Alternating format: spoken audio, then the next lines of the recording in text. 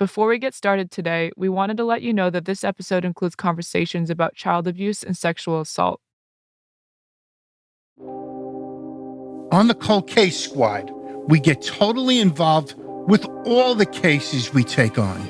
That's how we have the stamina to see them through.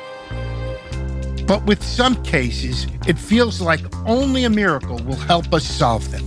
That was very much the situation with this next case. How do you solve a case when you have no clue who the victim is, or was?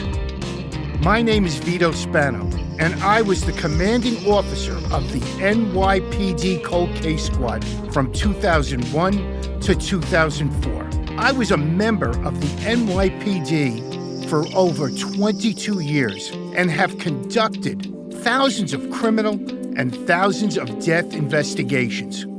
It's well known that the first 48 hours are critical in solving homicides. But that doesn't mean that once the window is gone, we're out of luck. Some of them will never be solved. We have a suspect, but can't find them. Or we can't find evidence for conviction. Or we just run out of leads. They're in purgatory. But in the Cold Case Squad, we breathe life back into these cases by any means necessary.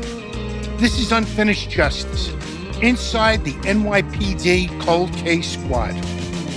This is the story of me and my former colleagues. We're the ones obsessed with solving homicides, the cases that otherwise would fade away and stay in the evidence room forever.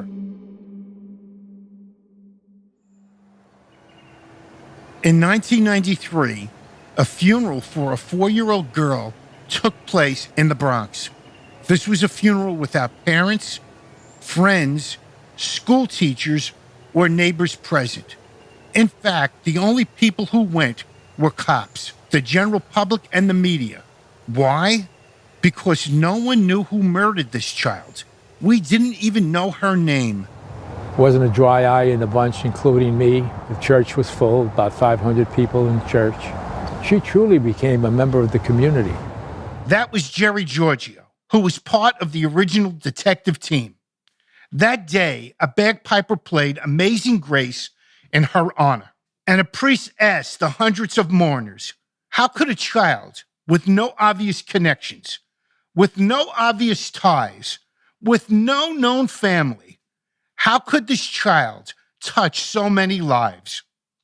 3 years before the funeral, Jonathan Hayes had moved to the United States from the United Kingdom and joined the New York City Medical Examiner's Office as a forensic pathologist. I was young and kind of aggressive. He'd been at the agency for about a year when he arrived at his dilapidated office on 1st Avenue and 30th Street on a sweltering hot July morning. I was put in charge of this particular case. It was an unusual story. It was a sad story. The body of a young girl recovered in a beer cooler at the side of the road. A 4-year-old child's body was found stuffed in a blue and white cooler in a wooded area near the Dyckman Street exit of the Henry Hudson Parkway. We didn't know who she was. No child had been reported missing, and no one came forward to identify her. So we named her Baby Hope, because we had hope that one day we would be able to solve the case. It's nearly impossible to solve a murder when you don't know who the victim is. And the victim was a child. It was such a unique case that only the Cold Case Squad was equipped to solve it. In 1991, the decomposed body of a 4-year-old girl was found stuffed in this cooler, discarded by a highway. Her body was folded in half and bound. She had been sexually abused. No one ever claimed the body. Days turned to The months, case of Baby Hope years. became one of the most famous cold cases of all time. It took us almost 20 years to figure out the answer to the two big questions. Why is this child dead? And who is this child? Jonathan Hayes was tasked with examining exactly what happened to the child and how she ended up dead. But there was one big problem from the start. We didn't even know how long she had been dead, which made figuring out how she died much harder. That made it incredibly important to document everything about the condition of the body and preserve everything we found with it. Her little plastic hair ties, the pieces of twine and cord that had been used to bind her. Jonathan says there weren't a lot of clues. It's a kind of painstaking and meticulous process, going over the body very slowly. I didn't find any major injuries on the body. We knew we were dealing with a homicide, but how? The child was bound. The question was, her ligature been used to strangle her? No evidence that she's been poisoned or drugged either. And when the toxicology came back without an obvious cause of death, my only conclusion was that she had been killed in some other way. I issued a death certificate as giving the cause of death as homicidal asphyxia. So this mystery child had been strangled or suffocated and then abandoned. It was perplexing and upsetting. It really was. It was 2 years after they found her body. Nobody had come forward to identify this little girl. She was the unnamed victim of a vicious murder. And the only family that ever claimed her were the detectives from the NYPD's 34th Precinct, the 3-4. Years passed, and then more years passed, and still no leads. Every year, detectives would launch a Crime Stoppers campaign. Here's my colleague, Wendell Stratford. Remember him from the last episode? Baby Hope was murdered in 1991. And for all the years succeeding it, a lot of different detectives worked on her case. From the 3-4 precinct, the DA squad in Manhattan, and then you had the cold case squad. Before I got the case, 4 other detectives had touched it in some sort of way or another. The detectives in the precinct did everything they could with what was available to them in 1991 to 2000. And that's how it came to the cold case squad in 2000. 9 years after the body was found, no one wanted to give up. Cases end up in the cold case squad depending on many factors. It could be time, resources, and a lot of other reasons. Here's Wendell again. There's a lot of outside influences that make a case come to the cold case squad. So the precinct detectives are the first one to have those cases, and to have somebody else step in and take their case from them did cause a lot of tension sometimes. But higher authorities, the police commissioner, chief of detectives, the borough commander, certain politicians would make phone calls, and then we might end up getting a case. In this case, the commanding officer of the cold case squad had a soft spot for Baby Hope. He actually worked in the precinct where Baby Hope was found, and he knew the original detectives were overwhelmed with other cases, so he gave the case to Wendell.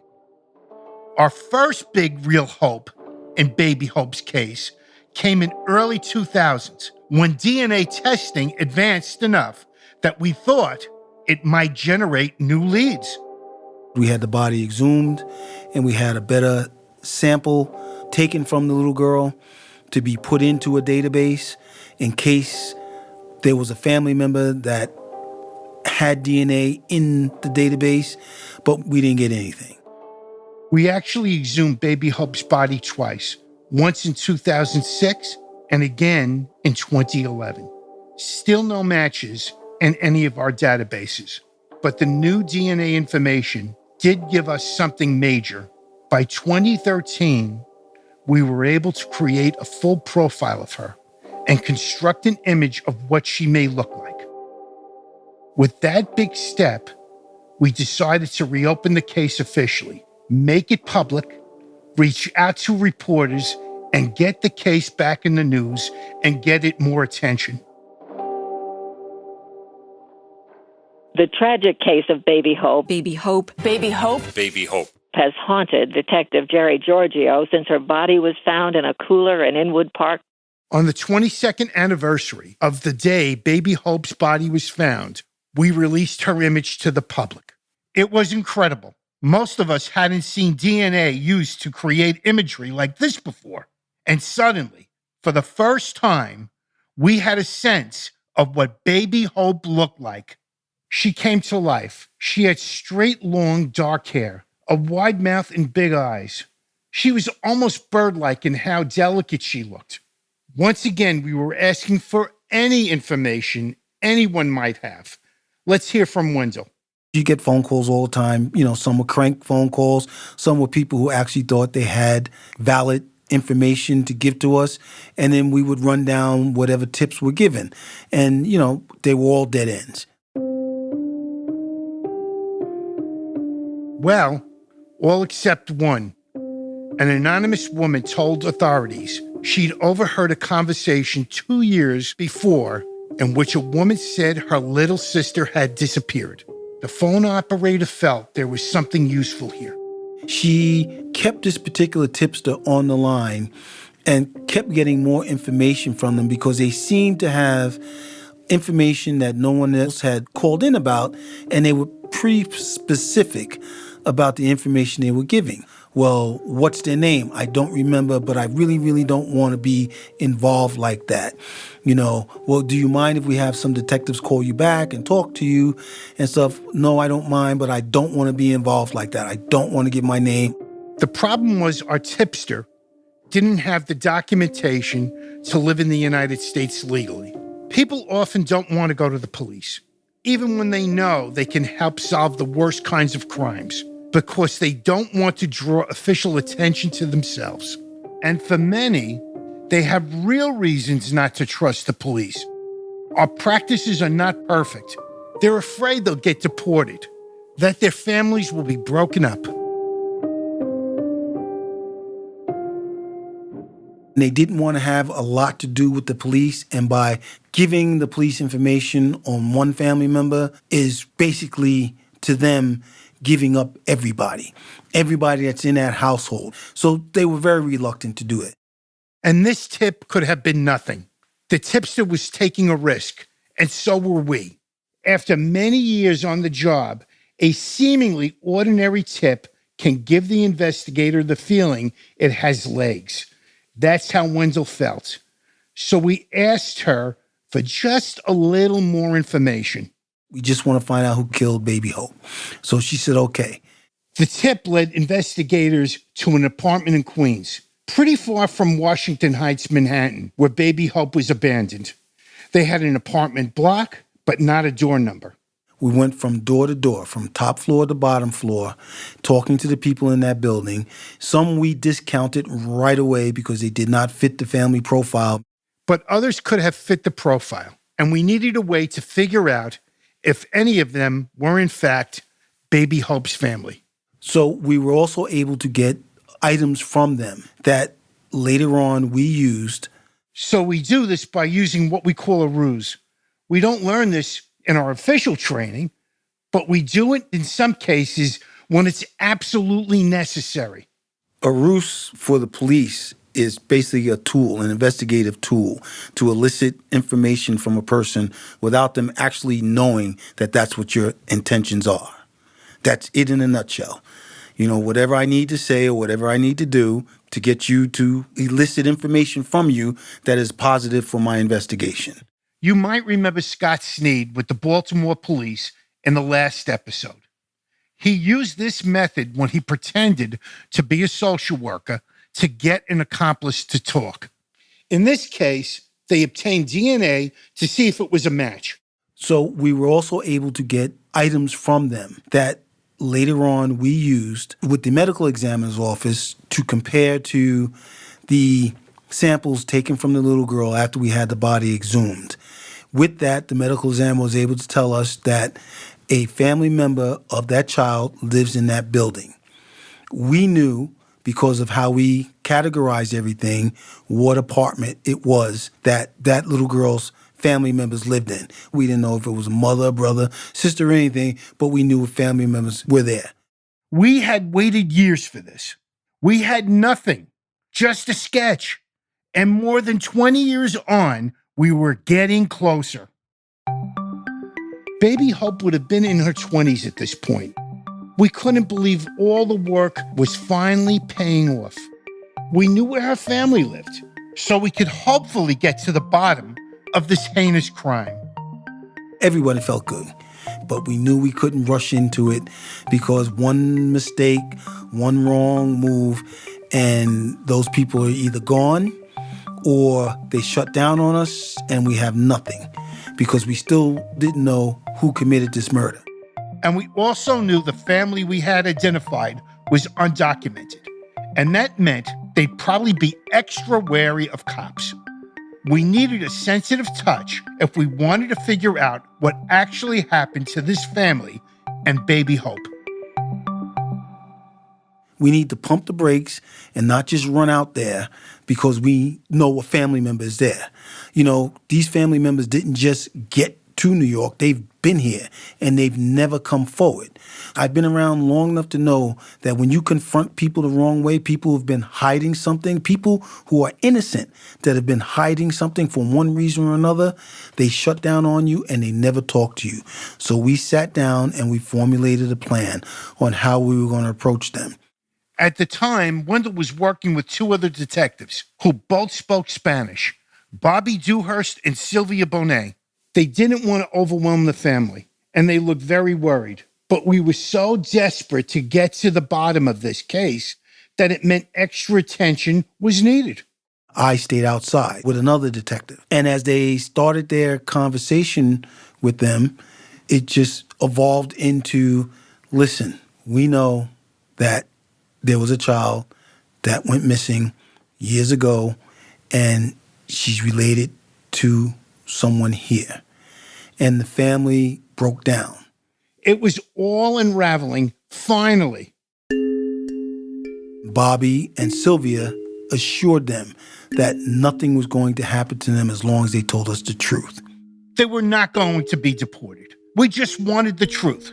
And this ended up being the turning point. The woman said she was, in fact, baby Hope's mother.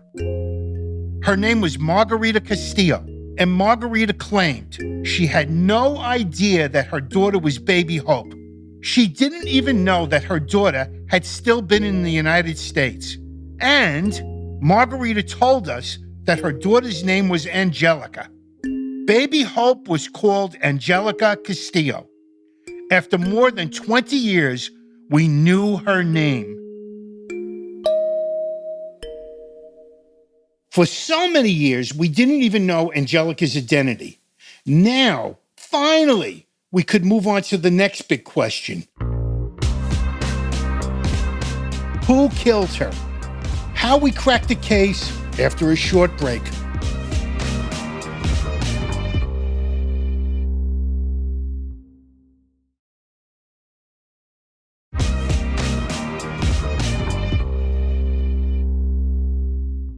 So the cold case squad just found the family of baby Hope, whose real name we just learned is Angelica Castillo. But now we needed to know what happened. Detective Wendell Stratford, along with two colleagues, interview Angelica's mother. So it took a couple of hours and they gave them the whole story. The mom gave the story of what happened, what she thought happened. She had no idea that her child was dead. Angelica Castillo's mother, Margarita, told detectives how her ex-partner took two of her children. She was able to get back one, but was then told Angelica was in Mexico, which she 100% believed. It was explained to us that she was in an abusive relationship with the dad. They had come here from Mexico and they were residing, but he was very abusive towards her physically and always held the threat of taking her children away from her to get her to comply. Then one day he decided that, he had enough and he took the children and she fought to get the kids from him and he hurt her and then he left. She had convinced herself in her mind that her husband, after he took the children from her, had taken the child back to Mexico because she was able to get one of the sisters back. But she never got Angelica back, and they were like, oh, she went to Mexico. She's in Mexico with her father.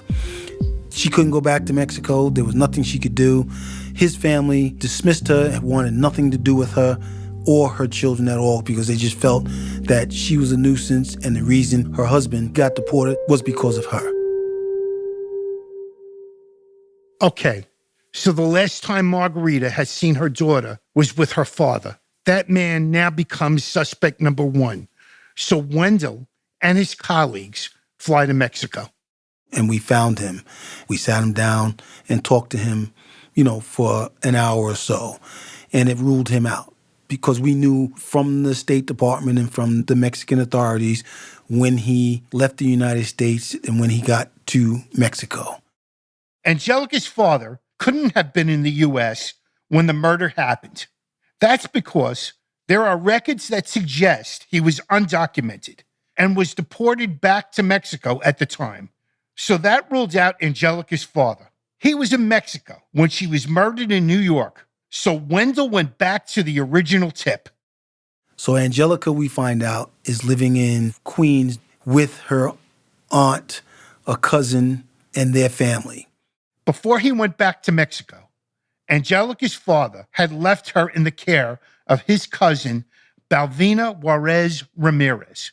And when we started talking to other family members, it became clear that her brother, Conrado Juarez, might be involved in the murder. At the very least, we knew he spent a lot of time in Balvina's apartment while Angelica lived there. Public records show that Balvina, the cousin of Angelica's father, had passed away. But her brother, Conrado Juarez, was alive and well. And they gave us an address in the Bronx, and we went to that address.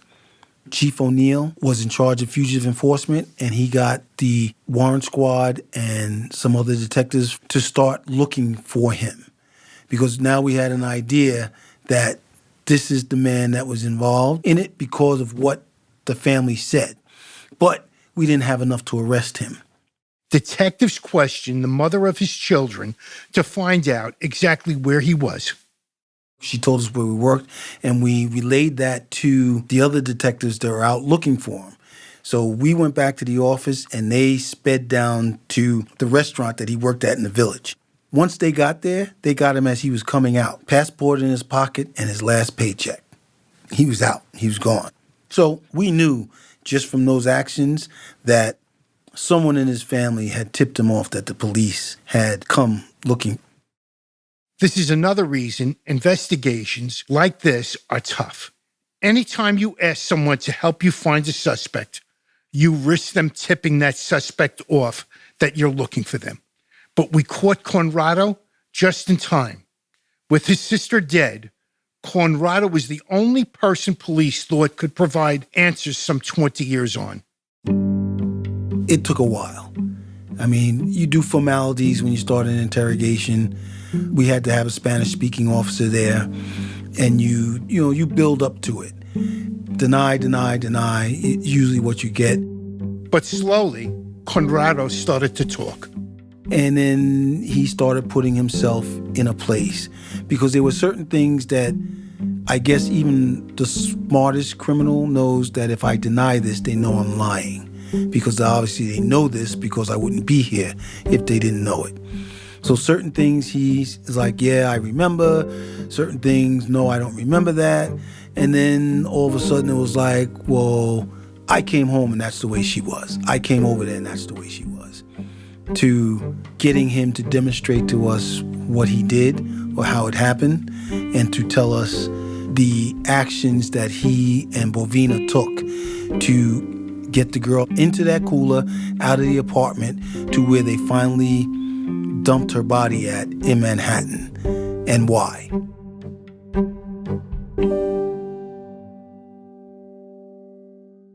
It turned out that Conrado worked in Queens, but lived in the Bronx, and a lot of times he'd spend the night. One day it just culminated into something that was just like really, really bad. It felt like we were so desperate to piece this together, but we were still not processing how it would feel to know exactly what happened. During the investigation, especially after we had Conrado in custody, he admitted to assaulting Baby Hope several different ways, one of them being sexually before he murdered her. And I know from the interview of him that to keep everyone from finding out what he was doing to her, he ended up smothering her he got his sister, Bovina, to help him dispose of the body by putting it in a cooler. And then they took a cab from their apartment into Washington Heights, got the cab driver to drop them off in an area along the highway that connects to a park. And they walked down the road for a little bit and threw the cooler down the embankment. And then they went home. Everyone asked, the family next door asked, oh, well, where's the baby? What happened to the baby? And they were all like, oh, father came and got her. She's back in Mexico. So some of them truly believe that she had gone back to Mexico with her father. And it just basically ended right there. It was hard. No one had mourned her all of those years. Everyone thought she was okay. Aside from the murderer, that is. The neighbors hadn't mourned her. Her own mother and father hadn't mourned her. We, the NYPD, buried her. Cold case detectives. We were the ones who knew she died, and for so many years, we were trying to solve the mystery of her killing. It was a break that caught an alleged killer and revealed Baby Hope's real name. Detectives from the Bronx Violent Felony Squad apprehended Conrado Juarez, age 52, of the Bronx, also known as Enadino Juarez, in connection with the murder of 4-year-old Angelica Castillo, a child victim known for the last 22 years as Baby Hope. As awful as the story was, detectives were just so relieved to know what had happened to Angelica Castillo. We were elated enough to call the DA, the district attorney, and tell her, you need to get here right now and get him on videotape. I'd kind of given up hope on this because it had been so many years, and so I was astonished when the case broke open. This is Jonathan Hayes again, the forensic pathologist who determined Baby Hope's cause of death all the way back in 1991. I was kind of astonished, yes. I mean, at some level, these guys just never let it go. They never let it go. They were always working on it. So it shouldn't really have surprised me. But the fact that pieces of the case were able to fall into place 20 years after the killing was just extraordinary. It's the only case I've had like this. This story was big news. And at the time, a New York Times journalist, Francis Robles, got assigned the story. We were more than confident we had our killer, but journalists are always double-checking our work, and quite rightly. The New York Times planned to speak with Conrado in jail, where he was awaiting trial. Everyone, the cops, the public, the media, everybody was waiting to find out whether a jury would convict him.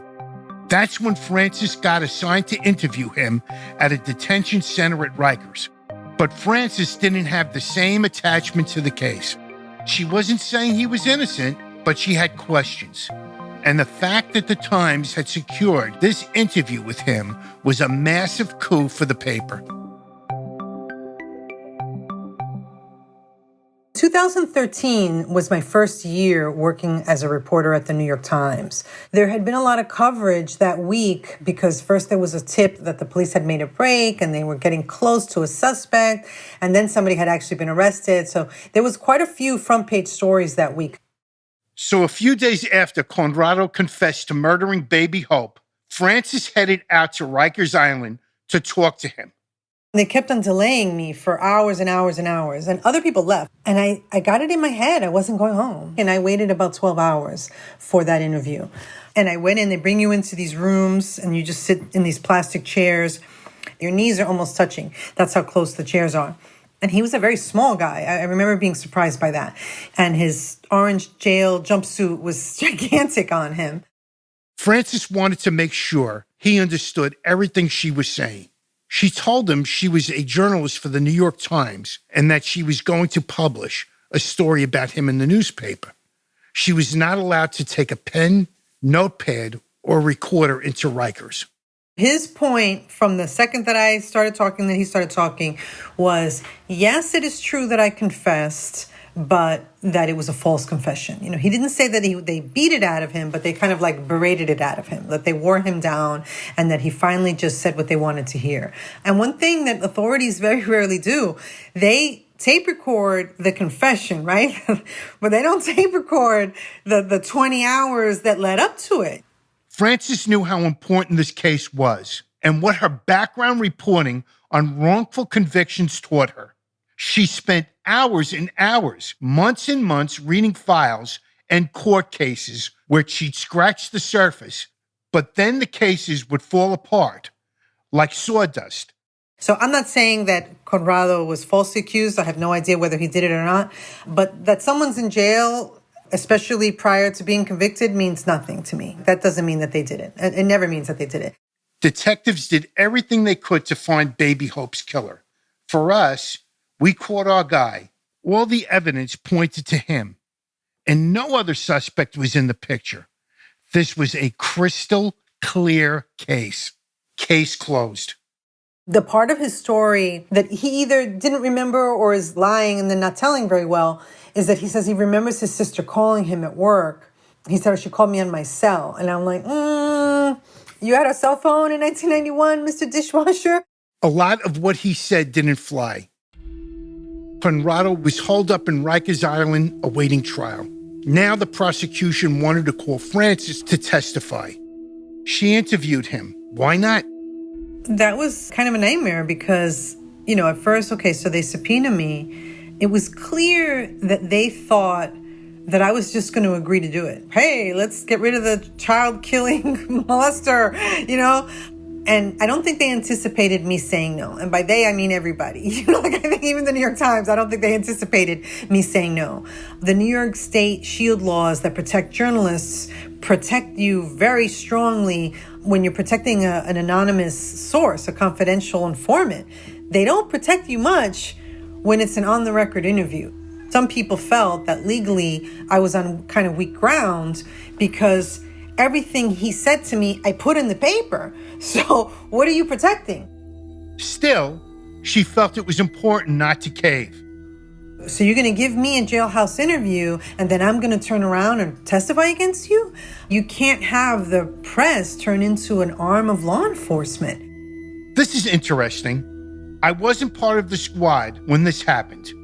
Sometimes the DA's office subpoena journalists to share their stories and notebooks. It's not ideal, but sometimes they want that extra bit of information. That wasn't a particularly egregious case. Police, prosecutors are constantly trying to recruit us to do their jobs. That's Deborah Nelson, a Pulitzer Prize-winning journalist based at the University of Maryland. She wrote about the case at the time. There was a lot of uproar in the media about this, having Frances testify. Like a lot of laws, they say they allow subpoena of reporters' notes only in exceptional circumstances. However, if bad police work counts as an exceptional circumstance, and there's no appealing one judge's determination that it is, then we are in trouble. But then in the middle of all this, something shocking happened. In 2018, Conrado died of pancreatic cancer at Rikers Island awaiting trial. He died in jail. Rikers Island is a holding facility while you're waiting to go to court on a case or waiting to get transferred upstate after you've been sentenced to prison. So you had prosecutors going to court basically on this one guy's word after an all-night interrogation. And that case was weak as hell. And they knew it. So the best thing that could have happened to the Manhattan District Attorney's Office was this guy meeting his unfortunate demise in jail. Wendell felt confident they had the right man. The entire team did. I was looking forward to the trial, to having the whole world know what this monster did, and for the family, Angelica's sisters and brothers, and her mother, to finally have some closure. I mean, she lost a daughter. Speaking through the door of her Brooklyn apartment, Lorena Ramirez, the sister of Angelica Castillo, known for many years only as Baby Hope, talks about the grief her mother, Margarita Castillo, is feeling. Now, after 22 years, Castillo can only cry when she speaks about the fear that kept her from reporting the 4-year-old's disappearance to police. Eso por miedo. Because of fear that they wouldn't believe me because I didn't speak English. Fear now turning to regret. What the public really wanted to know was, why hadn't the mom reported the absence of her missing 4-year-old daughter after so many years? From talking to her and seeing what she did with her family, with how she was raising her kids, how she kept them together, and finally getting to a point where I understood what she did and why she did it. Sometimes you have to push yourself to see a story for what it really is and try to understand what circumstances would force a mother to just not know what happened to her daughter for 20 years. I just felt sorry for her because no one should have a child be taken from them. You're supposed to raise your children are supposed to bury you. She didn't even get a chance to do either or. Police department buried her daughter, and she didn't even know that. Her daughter was taken from her by her husband, who at least she assumed would have taken care of them, and he didn't. I'm glad now that at least she's able to go to sleep and be like, wow, at least now I know after all this time. For decades, what had happened to this child haunted New Yorkers. We were all shaken by it, even the most hardened detectives. I think when it's children, that really hits detectives in the heart, and they did the right thing. You know, they didn't forget this anonymous, nameless girl. So many times, especially when it's people of color, when it's women, they're forgotten. And the fact that these detectives did not do that, they did not give up, it kind of warms your heart, to be honest. I have children of my own. I have a granddaughter.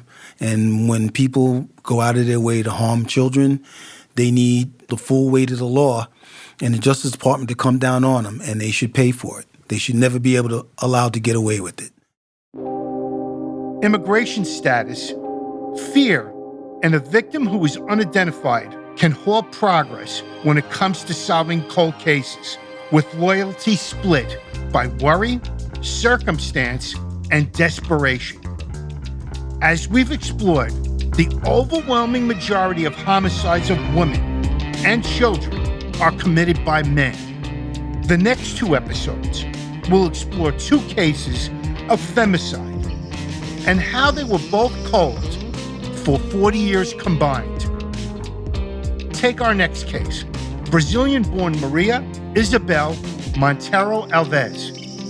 She was murdered while going on her morning jog around Central Park in 1995, 1 year before the Cold Case Squad was formed. It became a well-known case, and it took more than 20 years to solve. That's next time on Unfinished Justice, inside the NYPD Cold Case Squad. Unfinished Justice, inside the NYPD Cold Case Squad, is an Asterlight podcast. From Asterlight, our executive producers are Kathy Tankosik, Joe Paletto, and Sam Roseman. Our production partner is Neon Hum Media. Our lead producer is Crystal Genesis. Our associate producer is Liz Sanchez. Maura Walls edited this episode. The executive editor is Catherine St. Louis. Samantha Allison is our production manager. Original music by Asha Ivanovich. Sam Baer engineered this episode. Laura Bullard and Lori Siegel are our fact checkers.